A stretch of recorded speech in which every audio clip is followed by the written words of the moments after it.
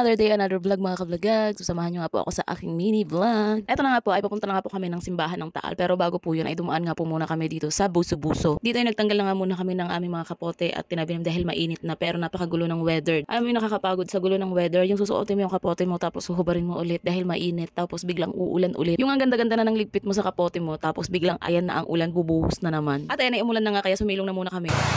Ready? So ayan mga kablagag, stop over kami dito sa hala na yan, buso-buso. Buso-buso. Barangay Buso-Buso. Ayan, nandito kami ngayon, stop over kami sa barangay Buso-Buso mga kablagag. Tapos si Len ay naihi. Ayun, wala pa namang CR dito kaya ayun. Kumagalan yan. Sabang tingin ko pag may papunta. May tao po may naihi. Mo pa may balak pa uminto dito ay nandiyan ka lang. Kaya ka pa ako. Binilisan muna. So dito ay pinalipas na nga muna namin yung ulan at nagpahinga na rin gawa ng nakakapagod kasi ang hubad at suot ulit ng kapote. Gawa nga sa gulo ng panahon, iinit at uulan. Tamang kwentuhan at tawanan na lang muna kami dito habang nagpapahinga gawa nga ng malakas pa ang ulan. So ayan mga kablagag, nandito kami sa Buso-Buso. Stop over kami dito kasi nga umulan. Tapos syempre magpipicture-picture muna kami dito. Ayan.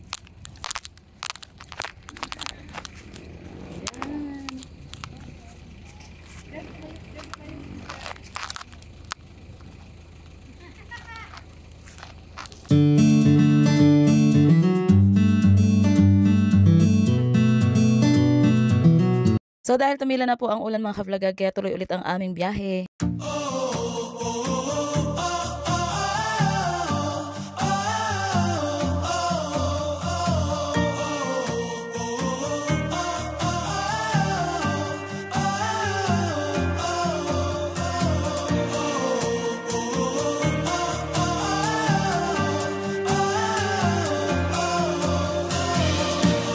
At habang ang ganda ng biyahe namin mga kablagag ay may nakita nga kami dito, nakitang-kita yung Taal Volcano kaya napabalik kami at napastop kami para nga mag-picture-picture at makita ng malapitan ang bulkang Taal. Kaya mag-reklamo So ayan mga kablagag, magpipicture kami dito kasi kitang-kita dito yung Taal. Ayan, kitang-kita dito yung Taal mga kablagag. So ayan mga kablagag, kitang-kita yung Taal. Ayan.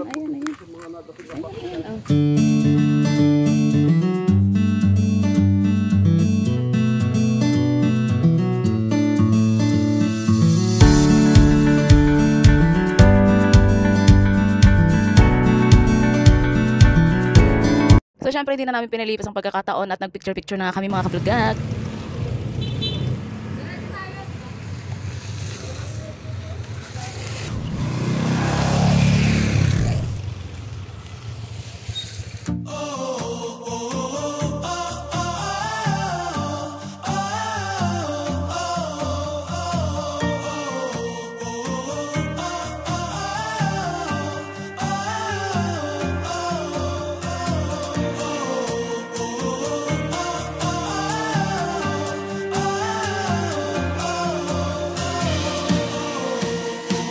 So dahil narating na nga natin ang heritage town ng Taal, so ibig sabihin ay malapit na po tayo sa simbahan ng Taal mga kablagag. Sobrang ganda ng daan pag papunta ka rito, ang daming view na makikita mo na ang gaganda, kaya ang ganda talaga habang nagdadrive ka ay malilibang na rin pati ang mga mata mo.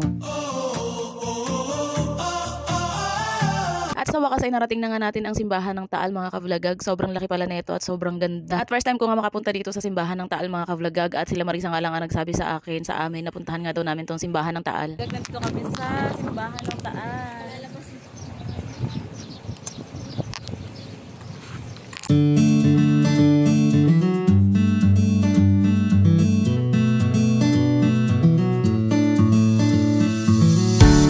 Sa sobrang ganda nga ng simbahan at excited nga ako nag-video na hindi ko na malayan ay meron nga palang minimisahang patay sa loob. At hindi ko nga po yun napansin at sila nga lang po ang nagsabi sa akin. So ayan mga kaplagan, nandito kami ngayon sa Taal. Simbahan ng Taal.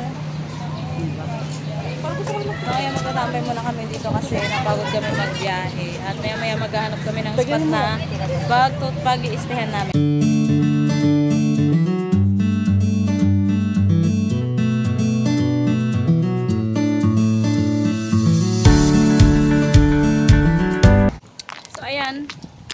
Mga kablagag, kami ay mag-CR muna. Ang ganda ng pangalan ng CR nila dito.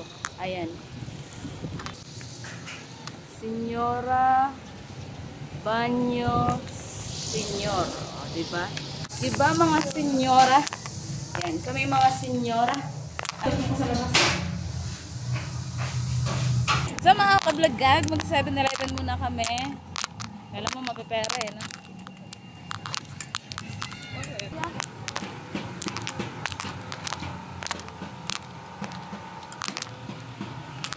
Nagpunta na nga muna kami dito sa 7-Eleven mga kablagag para bumili na nga rin kami ng tubig at makapagpahinga na nga rin saglit at makapagpalamig. Kaso nga lang kamalas-malasan ay wala nga po pala silang kuryente nung mga araw na to. Kaya sumaglit na nga lang din kami mga kablagag. Tapos eto mga kablagag, papakita ko sa inyo yung view.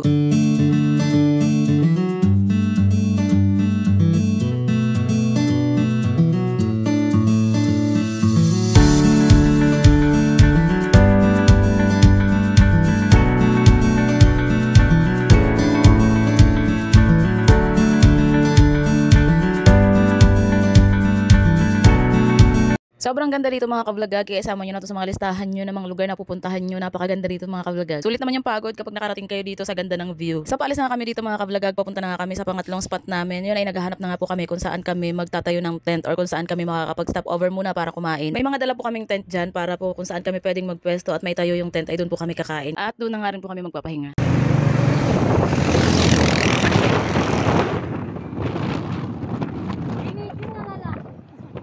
Pinakaunahan.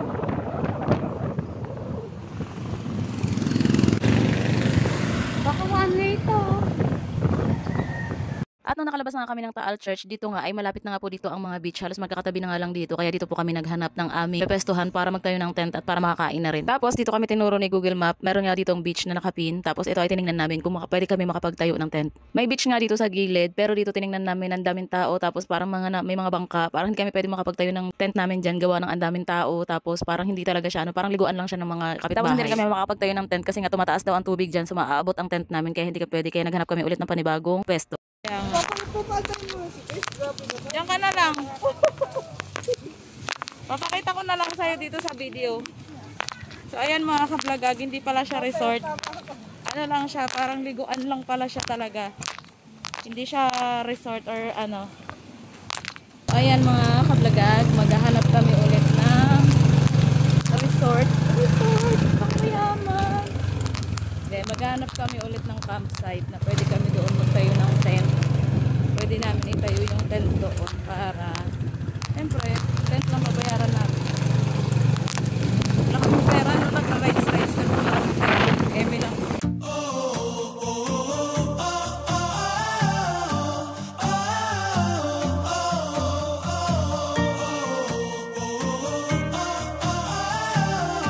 So ayan mga kablagag, bibitinin ko muna ulit kayo at samahan nyo nga ako ulit sa aking next episode ng aking travel vlog. Hanggang dito lang muna mga kablagag. Thanks for watching!